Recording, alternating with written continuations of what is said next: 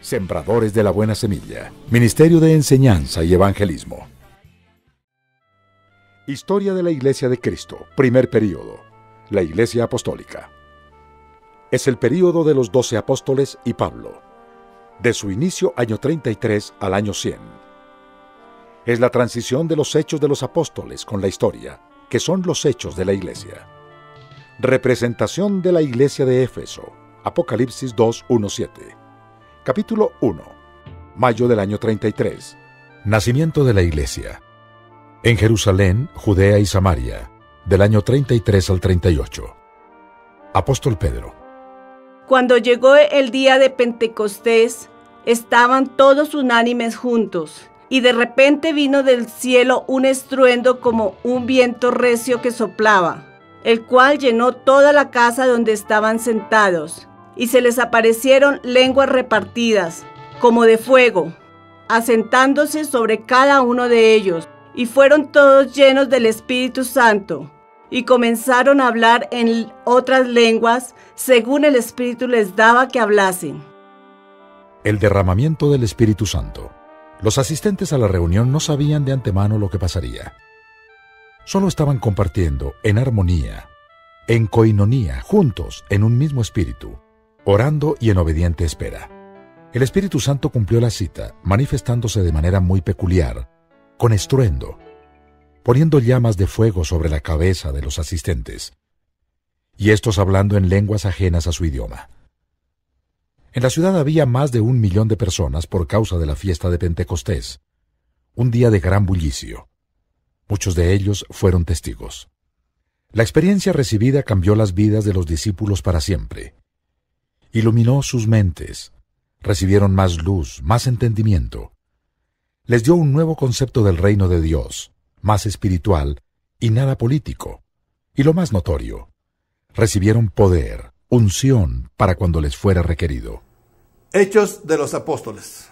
Tenemos en la Biblia el libro de los Hechos como fuente para esta parte de la historia.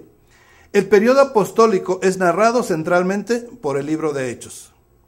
El doctor Lucas, autor del tercer evangelio y del libro de Hechos, investiga cuidadosamente estos acontecimientos y narra parte de la historia de la iglesia. Son los Hechos de los Apóstoles.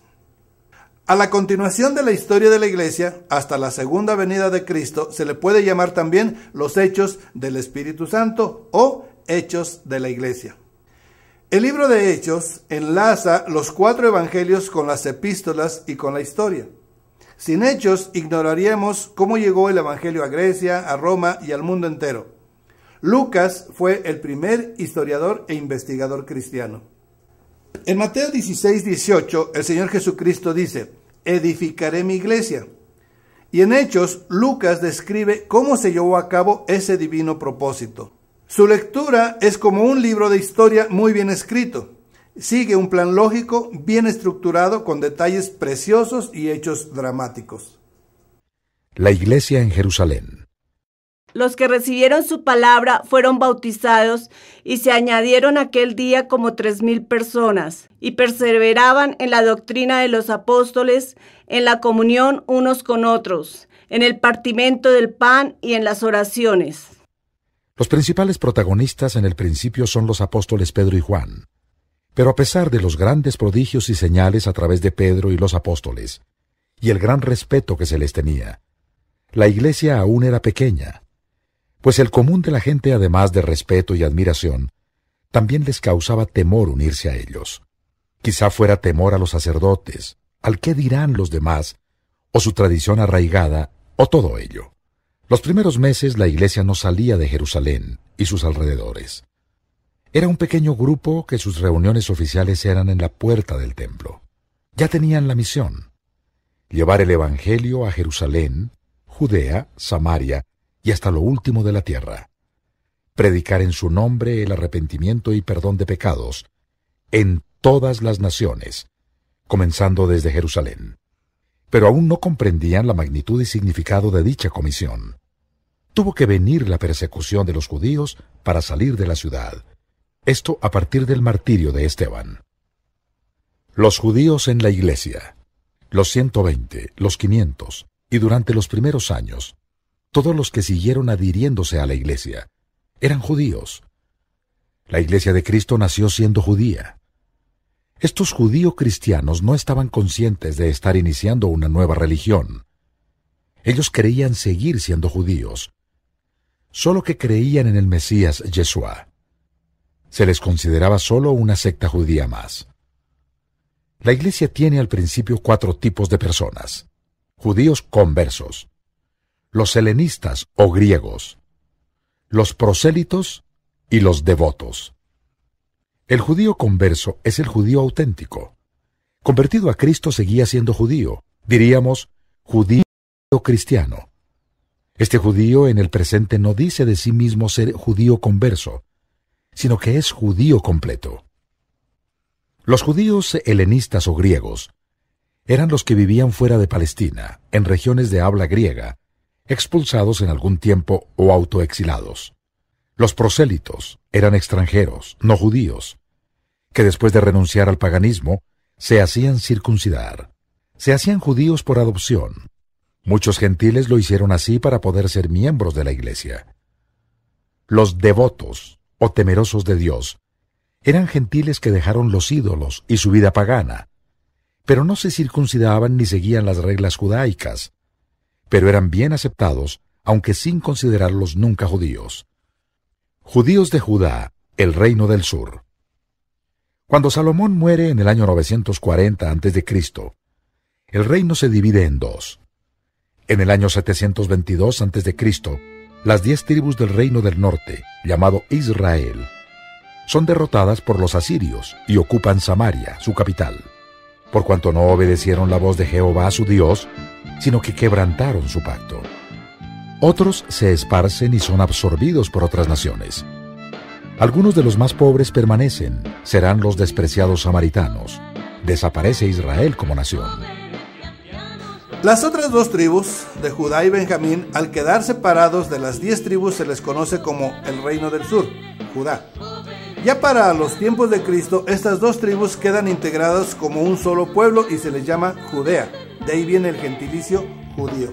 Una tercera tribu, que es la de Leví, tenía que dividirse entre las 12 tribus de Israel.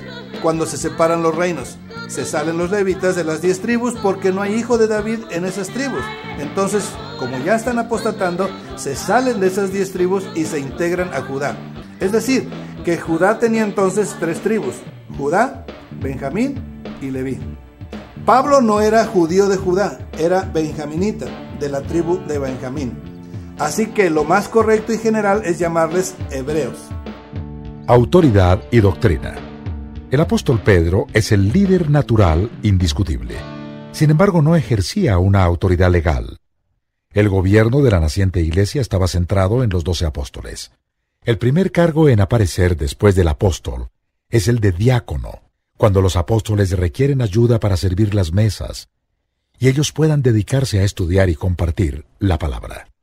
Cuando la iglesia se disemina por diferentes ciudades, surge la posición de anciano, que es igual al obispo e incluso al presbítero.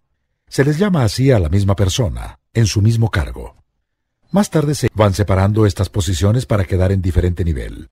El obispo será el encargado de una ciudad, con una o varias iglesias reunidas en casas. Antes del año 40, la iglesia ya tiene una autoridad central en Jerusalén. Es la voz de los apóstoles, como grupo. Y vemos a Santiago, el hermano del Señor, como la autoridad máxima o portavoz. Pedro mismo es enviado por esta autoridad a Samaria. Cuando los apóstoles que estaban en Jerusalén oyeron que Samaria había recibido la palabra de Dios, enviaron allá a Pedro y a Juan. Es la misma autoridad que en el año 50 convoca y lleva a cabo el primer concilio de la Iglesia, en Jerusalén. Jacobo aparece como autoridad del concilio. Sin embargo, la autoridad máxima sigue siendo Cristo, presente a través de la doctrina establecida y manifestándose a través del Espíritu Santo. Aunque antes del 50 no hay doctrina escrita, esta se conoce por boca de los apóstoles y ancianos, y no se cuestiona. Doctrina básica inicial. Doctrina del griego didaké, que significa enseñanza. En los discursos de Pedro se plantean estas 4 doctrinas fundamentales. Jesús es el Cristo. el Mesías esperado por Israel, el Hijo de Dios, Rey del reino de los cielos. Es el Señor. Mateo 16:16. Y en ningún otro hay salvación, porque no hay otro hombre bajo el cielo, dado a los hombres, en que podamos ser salvos. Y, por la gracia del Señor Jesús, seremos salvos. Jesús, siendo crucificado, ha resucitado de entre los muertos. Cristo Jesús ascendió al cielo, y vendrá por segunda vez a reinar en la tierra. Esteban y Saulo, entre los años 35 a 37. Entre los primeros 7 diáconos de la iglesia estaban Felipe y Esteban. La unción de Esteban se hace evidente cuando los judíos no pueden resistir a su sabiduría inspirada por el Espíritu Santo. Los de la sinagoga de los libertos le llevaron delante del Sanedrín, presentando testigos falsos y acusándole de afirmar que Jesucristo iba a destruir el templo y poner fin a las leyes de Moisés. El largo discurso de Esteban, resumiendo la historia del pueblo judío, culmina exaltando a Cristo, a quien habían crucificado recientemente. Este final enardeció a los judíos. Pero Esteban, lleno del Espíritu Santo, puestos los ojos en el cielo, vio la gloria de Dios, y a Jesús que estaba a la diestra de Dios, y le dijo: He aquí veo los cielos abiertos y al Hijo del Hombre, que está a la diestra de Dios. Entonces ellos, dando grandes voces, se taparon los oídos y arremetieron a una contra él. Y echándole fuera de la ciudad, le apedrearon. Y los testigos pusieron sus ropas a los pies de un joven que se llamaba Saulo. Saulo de Tarso nació aproximadamente en el año 8 de Cristo. A los 12 o 13 años, fue enviado con Gamaliel, maestro de gran prestigio. Tendría unos 29 o 30 años cuando se convierte. Era un hebreo de la tribu de Benjamín, celoso guardián de la ley de Dios, del grupo de los fariseos. Participó en el apedreamiento de Esteban y persiguió a la iglesia. Y Saulo asolaba a la iglesia y entrando casa por casa arrastraba a los hombres y a mujeres y los entregaba en la cárcel. Pero tiempo después, en el año 37 aproximadamente, Saulo tiene un encuentro personal con Jesús, quien le llama a predicar el Evangelio. Roma. Los emperadores del Imperio Romano en este período. César Augusto, del 27 a.C. al 14 después de Cristo. Primer emperador, gobierna cuando nace Jesús. Ordena el censo. Se le considera no solo el fundador, sino también el mejor gobernante del Imperio Romano. Tiberio Claudio, del 14 al 37 después de Cristo. Nació en el 46 a.C., hijastro de Augusto, quien lo adopta para que pueda gobernar cuando mueren sus nietos herederos. Gobierna hábilmente en los tiempos del ministerio y crucifixión de Cristo. Calígula, del 37 al 41, hijo de Germánico, hijo adoptivo de Tiberio. Se proclamó Dios pidiendo sacrificios en su honor. Son los primeros años de la Iglesia. Ni Calígula ni Tiberio tienen injerencia en el desarrollo de la Iglesia, ya que hasta ahora es un asunto entre judíos, lejos de Roma, en la provincia de Judea. Capítulo 2. La persecución judía. Años 38 a 50. La iglesia en Antioquía. Los del camino. En aquel día hubo una gran persecución contra la iglesia que estaba en Jerusalén, y todos fueron esparcidos por las tierras de Judea y de Samaria, salvo los apóstoles. Ocaso de la iglesia cristiana judía. Conforme Pedro y los demás apóstoles predican el Evangelio, los judíos no convertidos se van endureciendo más contra los del camino. Los sacerdotes ven con angustia que sus fieles se van tras la nueva doctrina y se ponen más agresivos. En aquel tiempo, el rey Herodes echó mano a algunos de la iglesia para maltratarles y mató a espada a Jacobo, hermano de Juan. Matar a Esteban y a Jacobo fue para los judíos ortodoxos una animación a continuar de este modo para frenar el éxodo hacia el cristianismo. Comienza la persecución judía a los cristianos, y esto separa más a los judíos de los gentiles. La iglesia cristiana judía poco a poco se fue reduciendo, pues era rechazada por los judíos ortodoxos y menospreciada por los cristianos gentiles que iban en aumento. La iglesia se pasa a Pela para huir de la persecución judía y para apartarse de los judíos en su rebeldía contra Roma. Después pasaría a Antioquía.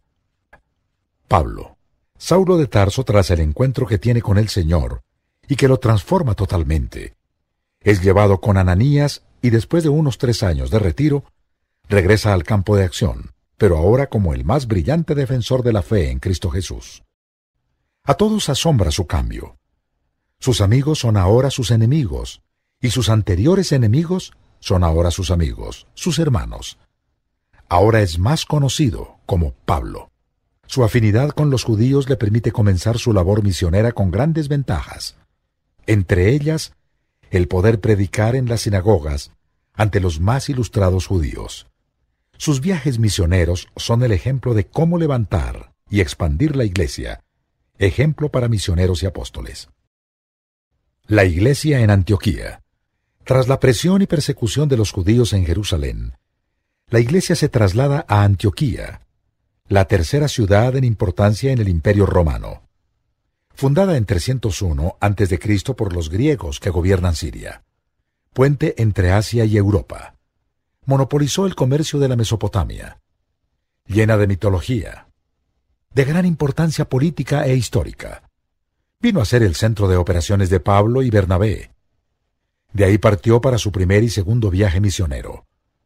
Al poco tiempo superó en importancia a la Iglesia en Jerusalén. Es aquí donde se les da el nombre de cristianos a los seguidores de Cristo. Antes se les conocía como los del camino, en alusión a Cristo. Yo soy el camino y la verdad y la vida.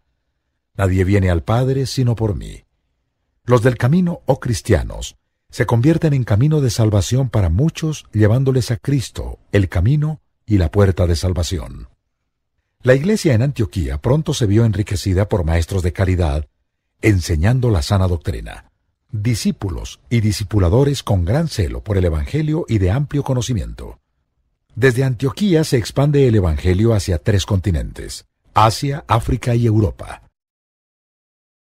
Primer viaje misionero. Hechos 13.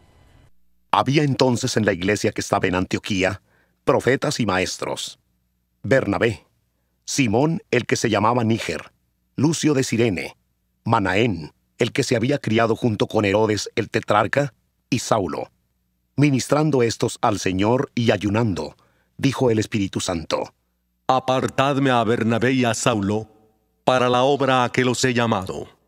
Entonces, habiendo ayunado y orado, les impusieron las manos y los despidieron. Ellos, entonces, enviados por el Espíritu Santo, descendieron a Seleucia y de ahí navegaron a Chipre. Al llegar a Salamina, anunciaban la palabra de Dios en las sinagogas de los judíos. Al final del primer viaje misionero de Pablo, quedan establecidas iglesias en Salamina y Pafos, en Chipre.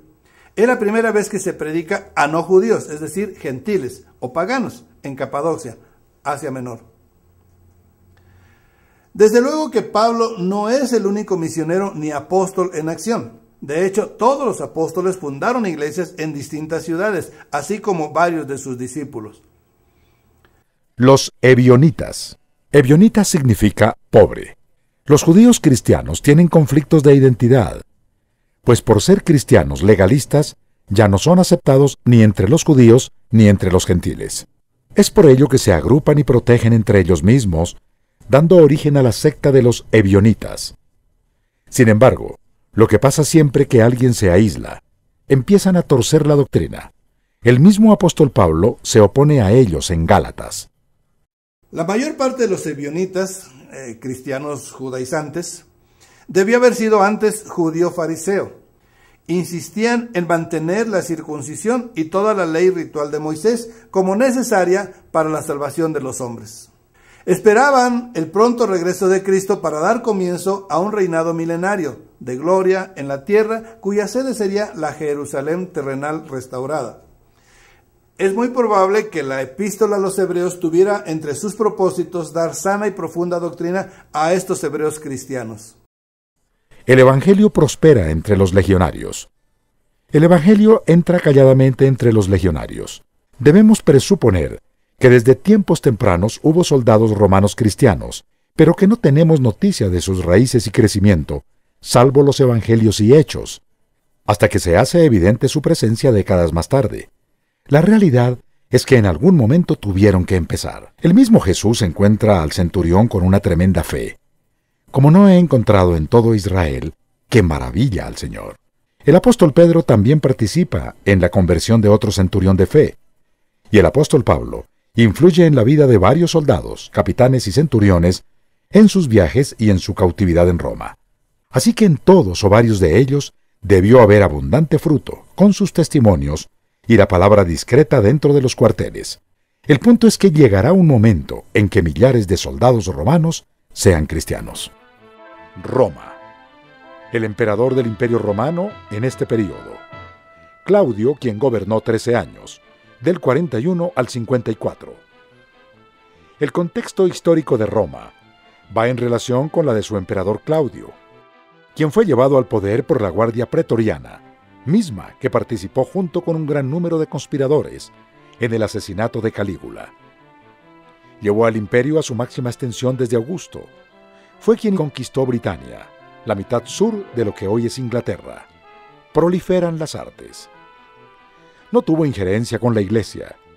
Todavía en este tiempo en Roma se consideraba a la Iglesia como una secta del judaísmo allá en Judea. En Roma aún había pocos cristianos, viajeros convertidos en Judea o Antioquía, o misioneros desconocidos en la historia, inician la obra. Aún Pedro y Pablo no han visitado la capital. Sin embargo, ya hay alboroto en las sinagogas y en el año 51, Claudio expulsa a los judíos de Roma. Hemos llegado al final del capítulo 1 y 2 del primer periodo de la historia de la Iglesia, el periodo apostólico. Le esperamos en la continuación de este mismo periodo en los capítulos 3, 4 y 5. Esperamos se conecte. Dios le bendiga y le guarde.